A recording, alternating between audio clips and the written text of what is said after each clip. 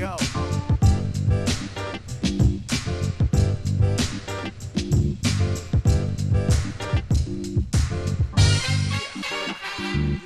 Smack. Nothing personal word of the day. It's Monday, March 28th, 2022, and the word of the day is smack. If you're just waking up, if you're just getting out from under the covers, if you have no idea what's going on, I can't help you. Because this transcended sports, entertainment, news. It's the headline across the world in every language. Will Smith went on stage during a live event and smacked Chris Rock during the Oscar telecast. During the course of yesterday, I was having a great day. I was watching F1. I watched the Final Four games. They were not very close. I watched a few episodes of a show that I'm currently binging that we'll talk about later. Not today, once I'm done with the 4 seasons. Casual, it's called, by the way. And then you get ready for Oscar Sunday. And for me, it's been something for the last 35, 40 years of my life. I've loved movies. It is my Super Bowl. That's how much I love the Oscars. And I know I get offended when people say they don't like watching, when the ratings go down, when the numbers are down, when people say they're not in touch. People don't like the movies that are nominated. They want the big blockbuster movies nominated. And I do not want to go to the lowest common denominator. I want people to watch movies that are thought-provoking, that are well done, that are interesting. I'm not dressing in a tuxedo. I do not go to Oscar parties because I want to watch the show. I want to hear the show. I want to engage with the show. I do an Oscar pool. I gave you my Oscar ballot. Friday, I did 6 or 7 categories for you. And yesterday before the show, I tweeted out and Instagrammed out at David P. Samson my actual ballot beforehand because I'm not a Monday morning quarterback who would tell you, oh, I did so great on the pool. I wanted you to see where my head was. I've been talking about these movies. I've been talking about Coda all year long. I wanted Andrew Garfield to win Best Actor, but chose Will Smith because that was what's going to happen. So I am basically in sweatpants and a sweatshirt. I've got a pastrami sandwich, a half sour pickle, some dirty jalapeno potato chips, a latke with applesauce, water, not drinking. I'm not watching Half Baked. I am present, and I'm not going to miss a thing. So I'm watching the show, and during the course of the show, what I'm doing is I'm taking notes because I'm thinking about today's show, and I wanted to give you a recap, an Oscar recap, and I wanted to just see what the stories would be. And the stories that were unfolding last night were absolutely timeless stories.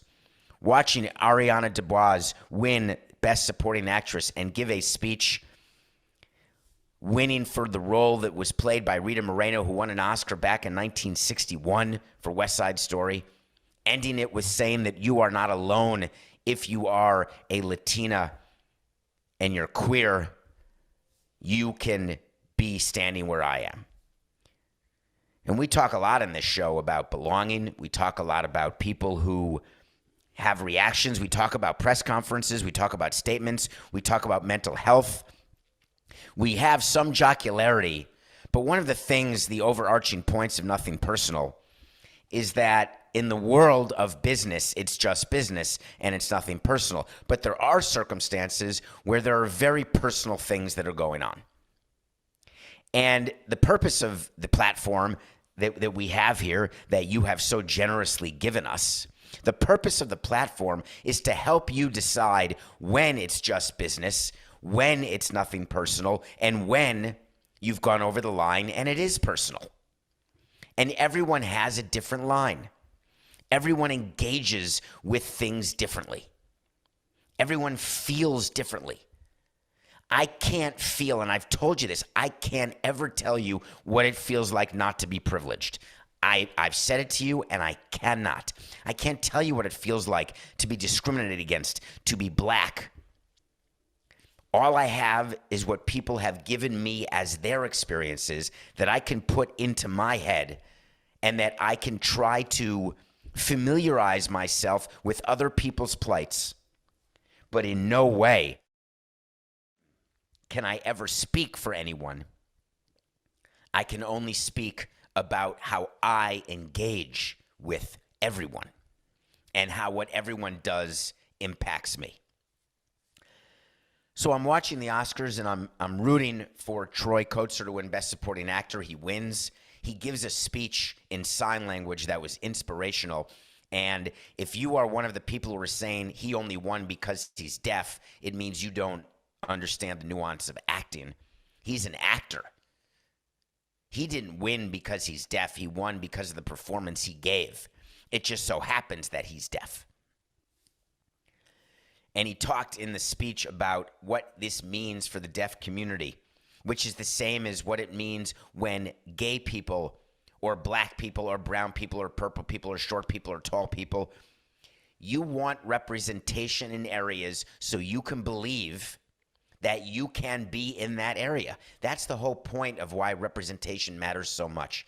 Because if you don't have a way to have things modeled for you, then by definition, you will not be able to achieve. That's why groundbreaking people are so remarkable.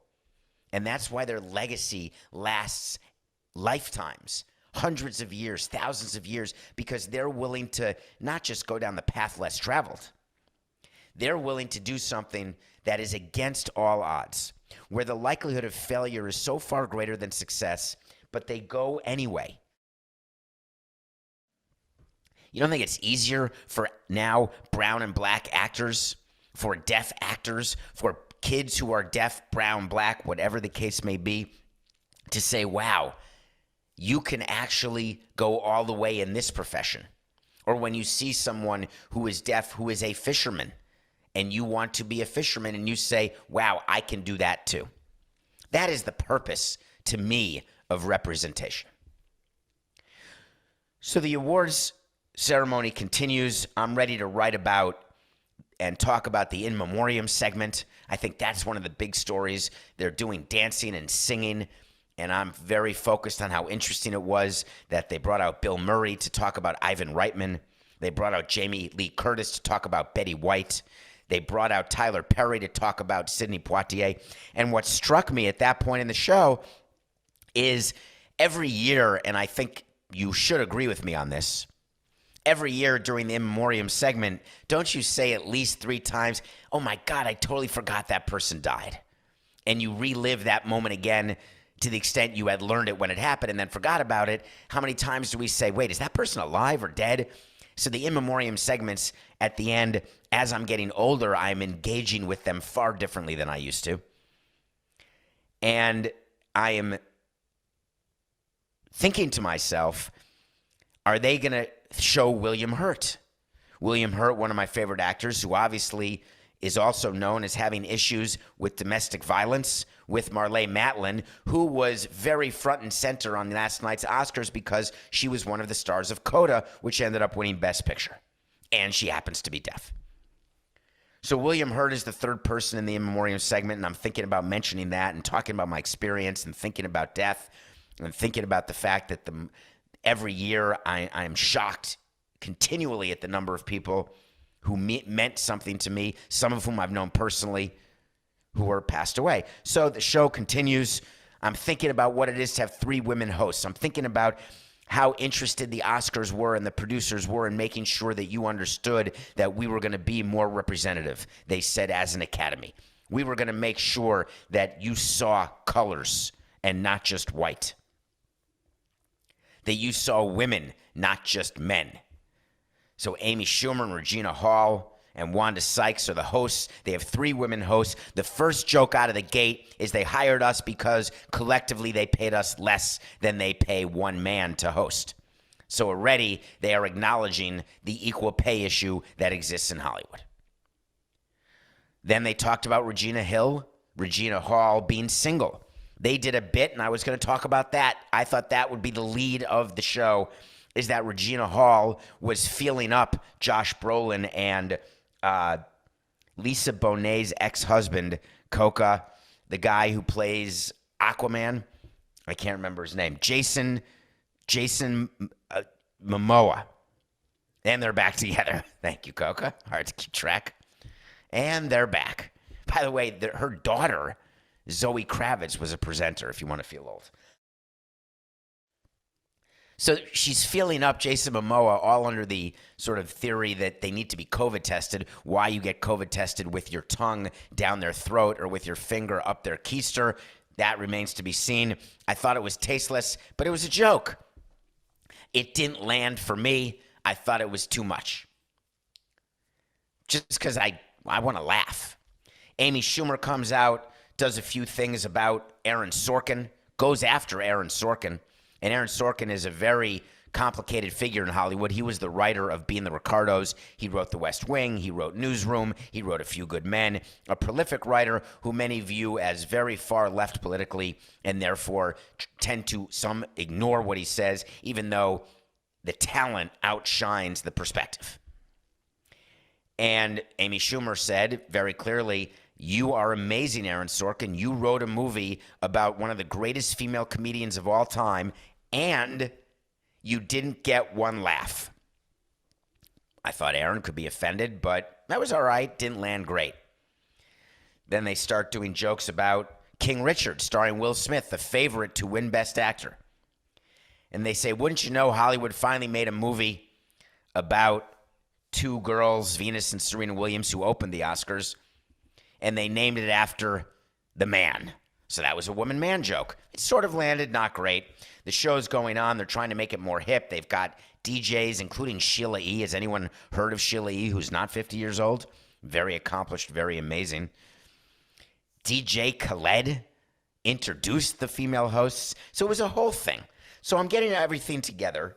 And then I'm watching Chris Rock take the stage. Chris Rock takes the stage and starts telling some jokes. He's doing the documentary feature category, which for me to win my Oscar pool, this was critical. Because many people thought Flea was going to win, which was an incredible documentary. I saw everyone in this category. But I had voted for Summer of Soul, which I reviewed on Nothing Personal. Chris Rock comes up. What an interesting choice. Smart. He's going to talk about it. I think Summer of Soul is going to win. He then makes a comment about Jada Pinkett-Smith, saying, hey, Jada, you could star in G.I. Jane 2. See you then. G.I. Jane was with Demi Moore. Demi Moore had a crew cut, very short hair like a buzz cut. And then all of a sudden, Will Smith, who's sitting in the front row, it should be noted they were not in seats. He didn't have to say excuse me to people. He didn't have to, like, from the middle of the row. Basically, he got up from a comfy chair he was in. Talk about class system in Hollywood. You had all the crew and, like, the directors and all sorts of other people are in rows, but the stars and the big-time celebrities, including Timothée Chalamet, without a shirt on, for crying out loud. Yes, of course, jealous that he can get away with that. But that said, maybe it would have been cooler if I would. I mean, I was thinking I would be more like, when I watched Timothée Chalamet, if you go Google his outfit, I was thinking I would be more like Christian Bale in American Hustle in the beginning of the movie when he's sitting there with the comb over and his shirt open and his big belly hanging out, which was not a prosthetic, which, as you could tell from when Lily James presented, obviously prosthetics were used in Pam and Tommy, which I told you, which I haven't reviewed yet. Which I will because I just finished that. So Will Smith doesn't have to do anything but get out of his comfy chair. He does. Like his Barry Bonds sort of locker room chair is what it looked like. He walks on stage. He approaches Chris Rock. And then mayhem ensued. It appears that Will Smith smacked Chris Rock. Open-handed, though it was hard to tell. I thought at first it was an act, a bit, because he was upset or supposed to be upset with what Chris Rock said about his wife. And everyone has been getting on Will Smith and his wife over the years because of their marriage. Is it open? Is it closed? How are they doing? They're still together. Are they together? They're sort of together. They're at their own pace. They beat to their own drum. And when you have been in a play or in a movie, and I'm lucky enough to have been in one where there is a fight scene and you rehearse it, and do you know, before call time, before every show, you don't rehearse anything once you're done with rehearsals unless the director has some notes and you want to work on something. But you always rehearse a fight scene before that day's show. And it looked to me as though Will Smith did a movie punch of Chris Rock. And then all of a sudden, my TV goes out. And I thought it was a bit of lost Wi-Fi. I thought there was something going on with Hulu. I'm like, something weird just happened. I don't know who's saying what to who because I can't hear. And then I started thinking, are they doing this because of Coda? Like, are they showing? Should I hurry up and put my closed captioning on? All of this is in my head going immediately at the moment. And I want to share it with you because I wanted you to know how my brain works. So I was trying to get to the remote to put the closed captioning on because maybe they're trying to show what it's like in a hearing world when you don't have hearing. And then the sound goes back on and Chris Rock says, whoa. And then I go to Twitter because we're in 2022 and that's what you're supposed to do because you got to get news. So I figured someone has the information. And within 2 minutes, Summer of Soul is announced as the winner. Chris Rock just keeps going with his category. He makes a mistake off the prompter. He says, now I'm ready for documentary. And he meant to say, now I'm ready for the award for documentary feature. Whatever it was, he was flustered, which I thought could have still been part of the bit. And they're not really showing anything because in the control room, they've lost their minds. They don't know whether to go to camera 4 or camera 2. It was like the audition of Dustin Hoffman for Tootsie, where some said, go left, go right. No, you go left, you go right. And they're crossing the cameras as Dustin Hoffman is auditioning for the soap opera role in Tootsie. Hey, pan back. How far back should I go? How do you feel about Cleveland? It was that sort of moment. So then we get the uncensored part of the show. And apparently, Will Smith smacked Chris Rock and then walked off stage and yelled from his seat, get my wife's name out of your effing mouth. Take my wife's name out of your effing mouth. Twice he says it. Will Smith screams it. The audience is silent. Chris Rock says, okay, it was just a G.I. Jane joke. And all of a sudden, the headline was written. The memory was made. The story that will be told forever is not about Coda winning, not about a streaming service winning Best Picture for the first time ever. Apple. Nomadland won last year. It was delivered right to Hulu. Apple won the award. Tim Cook was thinking we got completely overshadowed. Will Smith won Best Actor, his first one in his storied acting career, where he's made scores of great movies. Jessica Chastain won Best Actress and talked about suicide, talked about awareness, forgotten about. Coda Best Picture, forgotten about. Summer of Soul Best Documentary, hugely important to watch. The point of that, the footage that was found back from a music festival in Harlem, forgotten about. Everyone is talking about Will Smith, and they're taking sides. Some people are saying he went too far. Will Smith had no business assaulting, physically touching Chris Rock. Some people say Chris Rock went too far. Will Smith's wife suffers from a condition which causes hair loss. He should have known. Did he know? Did he not know? Is there a feud between Will Smith and Chris Rock that goes back to 2016 when Chris Rock made a joke as host of the Oscars about Jada Pinkett-Smith not being at the Oscars because she was boycotting them for the lack of diversity? And Chris Rock, the black host, said, I don't understand what you're boycotting. You're a TV star and you weren't even invited. That would be like me boycotting a Rihanna party. I can't boycott it. I'm not invited to it. So maybe there are 6 years of bad blood between Chris Rock and Will Smith. Maybe Will Smith had just finally had enough of people making fun.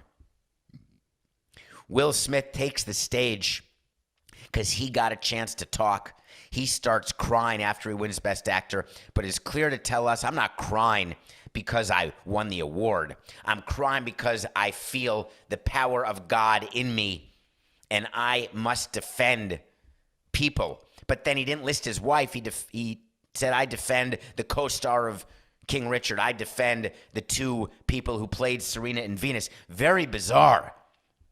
He did not mention, I defend my wife.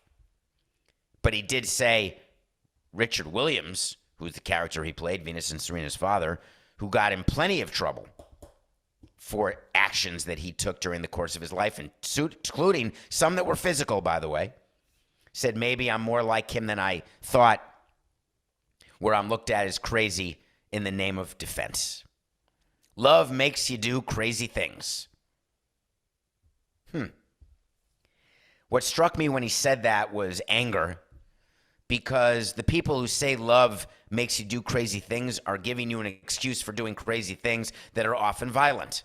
And I'm in no way saying that smacking someone is the same as shooting them or abusing them or holding them hostage or so many of the things that men do to women that they say it's the name of love. I love you so much that when you look at that man, I just want to beat the crap out of you. Well, that's a crime. Judd Apatow tweeted that that's a full-on assault. Could have killed him. He then deleted his tweets. Not sure why. If you're going to take a position, take a position. The Los Angeles Police Department took a position. The Los Angeles Police Department took a position saying there was an incident between two people at the Academy Awards, but the person who was assaulted, who was slapped, who was hit, declined to press charges. That's the end of it. Chris Rock was approached, I assume, and said, I'm not pressing charges against Will Smith. Chris Rock has not said a word. Will Smith and his representatives had a chance to meet and talk prior to him getting Best Actor, and the best he could come up with was a speech that was rambling. It was about God. It was about defending yourself. It was about saying when it's too much. I get it. I'm coming from a perspective where I got made fun of nonstop for my height, and I couldn't do anything about it other than with my mouth. If I had the ability to do something with my fist, open or closed, would I have? Is the only way to get a bully to stop is to hit them? Was Chris Rock being a bully, and therefore you've got to meet force with force? I got the last laugh with every single person who's ever bullied me. Not one of them has this microphone or has the life or career that I've had, because I remember all of your names. Do I have the best and last laugh and revenge? Or could I have ended years of torment earlier by just one time hitting someone? How many times do we see it modeled for us that when you are being bullied, you've got to bully back? You can't turn the other cheek every time and expect behavior to change. I was brought up in a household where that's exactly what I was told to do, and that's exactly what I did, both out of necessity and out of moral values and compass. So I'm wondering if Will Smith is not aware that what he does for a living causes jokes. Some jokes don't land. No doubt about it. Some jokes aren't funny. Sometimes jokes go too far. One of the things that we've dealt with over the past 2-3 years has been the cancel culture, has been looking back on shows. Do you remember when we reviewed We Got to Talk About Cosby, the amazing documentary on, I don't remember which streaming service, and we looked back at Fat Albert, and we looked back at Mushmouth? Would those characters exist today? You look back at certain of the movies that were made back in the day, from Blame It on Rio all the way up to any movie where it just doesn't land or feel right today, but back then it was acceptable. And so we have progressed. But that doesn't mean that people who made Blame It on Rio, Michael Caine in Blame It on Rio, does he get canceled for being in Blame It on Rio? I'm not saying that Chris Rock, nor would I ever suggest that Chris Rock, that every joke of his is funny. But you cannot be in a world where it is okay to use physical means to try to compensate for your perception of being wronged. There are people today who are saying you must defend your family, and if you have to defend them pugilistically, that's what you do. Don't give me the story of, hey, maybe Ukraine should just say to Russia, hey guys, could you stop? You're hurting my feelings. Ukraine's got to fight back with missiles. and with killing. They're in a war. That is not the same as Will Smith having to defend the honor of his wife and doing it with an open fist on live television. Will Smith could have gotten the microphone because his platform is bigger than Chris Rock's. He was going to win Best Actor. Even if not, his platform is bigger, more important. And he could have had a moment of incredible growth where he could have said Ganug. His first word could have been Yiddish. Before I accept this award, I want to understand why we think it's okay to tell jokes at the expense of people's medical conditions or to tell jokes at the people's expense of anything. Why is it okay? And I've done it too, Will Smith would continue. I've done plenty of movies where I make fun of people. I was just thinking about Hitch, where I had an allergic reaction to something and I made myself look so ugly that I didn't think I could get the girl. Will Smith could have taken the podium and used this as a moment to explain to us why 2022 is different and how we are going to be better. Let's be better. And there would have been some people who have said nothing changes until you crush your bully. And I would have said you can crush your bully through articulation,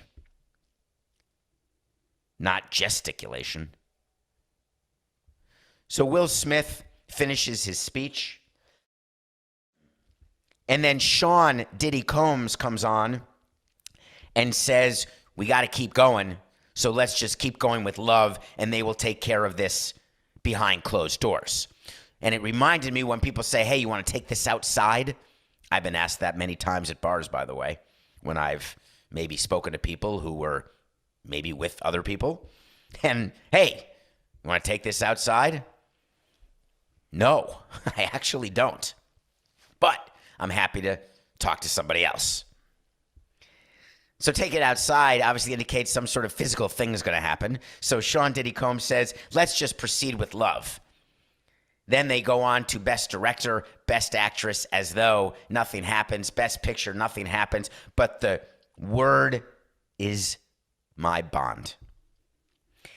The history of this Oscar show is written. It's not about Coda. It's not about Summer of Soul. It's not about King Richard. It's not about Venus and Serena finally telling the story of their dad and being recognized for the powerhouse that he was. It is the story of Will Smith and Chris Rock. That's what bothered me above everything. The word we chose was smack today. And I just want you to think about it.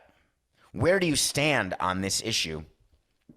And for those of you who stand, he should have hit him harder, he should have hit him more. For those of you who say he should be charged and he should have given back his Oscar and be disqualified. Both extreme. But instead of coming to your conclusion, I want you to look at your process. And don't just look at it for confirmation bias. Don't just get yourself where you want to end up and say, this is the road I take to get where I end up. Instead, go to a road where you don't know where it ends. Think about every stop on the exit on the freeway that you're on and whether or not this is where you want to get off. Is this where you want to get off? Is this a reason to keep going? And where does it end? Is it end of freeway? Does it end in a wide open expanse where there's no end to what I can think or to the circumstance where I can't draw a conclusion other than what I already have? That would be the growth. That would be the hope.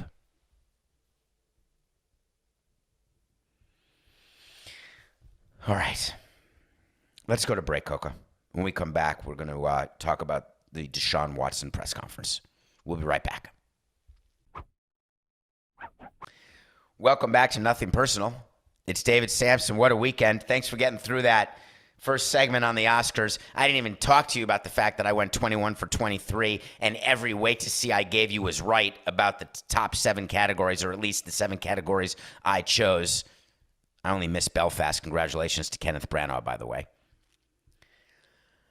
Thank you for always engaging with me on Nothing Personal, and for rating, reviewing, following, telling your friends. We are here every Monday to Friday, 45 minutes, uncut, unedited, after much conversation, pre and post show with Coca, the great producer Matthew Coca. If you're not following him on Twitter or paying attention to the job he does with me, then you're not paying attention. There is no me without him, and there is no him without me, which makes us a we. So the lead story for today, I was always going to talk about the Oscars, but for me, the lead going into the show last night was about Deshaun Watson and his press conference on Friday, which happened after our show. And then obviously what happened with Will Smith and Chris Rock made that the lead, but we're going to talk about this press conference. Deshaun Watson is the football player on the Cleveland Browns who was given $230 million, who has 23 civil lawsuits pending against him by masseuses, different masseuses, who all are saying basically the same thing. Hey, take care of this. Give me the happy ending at least. Let me touch you, you touch me, I touch you, I'll fly you in, come to my house, come to my hotel. Some variant of that story. 2 grand juries have been convened to see whether or not there's a crime, and they have both said no crime. So the football world said no crime, no problem. Frankly, half the time they say crime, no problem. It's the NFL. You know what that stands for. You committed a crime? Don't worry. It's not for long. You'll be back on the sideline in no time at all. Like from the musical Pippin. No time at all. So Deshaun Watson was introduced, and the Cleveland Browns and their brain trust said, we've got the idea. We've given statements. Jimmy and Dee Haslam, go listen to last week's show. We've heard from the organization, but now we're going to do a presser. And we're going to have Deshaun Watson meet the press, and we're going to have him answer all the questions. And then we're going to have the GM and the coach, and they're going to stand there and tell you why they went with Deshaun Watson in a move that has cost them dearly from a PR standpoint, dearly from a fan affinity standpoint, dearly from a brand standpoint. Why would you be associated with someone who has done this? There are people who say, done what? Didn't get charged, didn't do a thing. Folks, not being charged by a grand jury does not make you innocent of that which you are charged. OJ, hello. OJ got acquitted by a jury of his peers and was found guilty of the crime in the civil suit. May I remind you how our system works. So Deshaun Watson gets to Cleveland a day or two before the press conference, and his job is to start prepping. They're doing media training with him. They're going through questions and answers. Here's what's going to be asked. Let's talk about how do you want to answer this. He's got his agent with him. He's got lawyers with him. The Browns PR people are there. The owner is being informed every step of the way if Jimmy and Dee Haslam are even slightly decent at what they do for a living, which I can't answer. One question that is sure to be asked is, why do you have 40 masseuses? All right, let's work on an answer for that. You know, I have the answer. Deshaun said, here's what I'm going to say to that. When they ask, why would I have so many masseuses, I have to say, hey, listen, that was over a 5-year period. And I've got a team of people who are helping me in different places that I am, and they can't get the same person, so they're getting different people. It was the greatest bunch of horse hockey I thought I would hear in the whole press conference. Listen, I like masseuses. I like massages. No question about it. 40? 40? I'm not sure that's right. I mean, you could talk even more about the number of people. We hire masseuses to take care of players. We bring in 1 per season. Sometimes they have a backup. You've got 2. Of course, Coca, being in the media, would have asked him, hey, during that same 5-year period, do you go to 40 different barbers?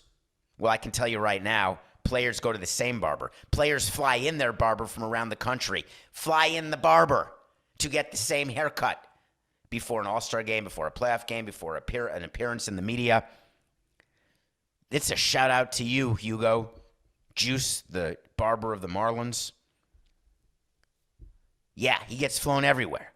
People come to him, he goes to them.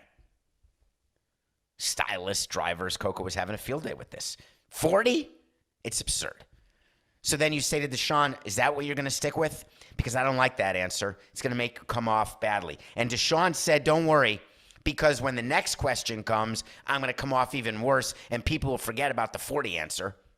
People are going to say to me, hey, do you have any regrets about any of this, how this all went down? And wait till you get a load of what I'm going to say. I'm going to say no. Why would I have any regrets? I didn't do anything wrong. Do you need to go to therapy? Therapy? I don't have any problems. Well, 23 lawsuits. It's pretty good. We talked about the people who go to sex addiction therapy, or they check themselves into rehab after they get caught with a DUI, or they get caught having an affair, then they're a sex addict. DUI, I take Ambien or pills or whatever. You're always after the fact, right? You get accused of bad behavior in front of 40 masseuses. You say, ooh, I guess I need to do some work. You say you want to be paid and play golf in Saudi Arabia. You take personal time and miss the Masters and say, I need to better myself. Deshaun Watson doubled down and said, problems? Problems? They got no problems. Did his best Jim Mora playoffs imitation. So I'm thinking Deshaun Watson's performance was a D-. He could have met the media with a far better prepared statement. And then people criticized me on Twitter saying, David, he can't possibly say anything that would hurt him in his civil cases. Well, I'm a lawyer too. And the answer is, of course he could have. You can apologize and say you've got regret for how people feel about an action that you did not take or that they perceived you took. You could say that you feel regret to have women ever be put in a position where they feel that there is something that has happened to them, but maintain that I didn't do that. You can explain why you fly masseuses around the entire country without having any implications to the 23 civil suits. And you can come up with a better one than that's what my team does for me. So then I'm thinking the owners, they're going to have to clean this up. Because the coach and the GM, when asked about why they signed Deshaun Watson, they stayed on the field.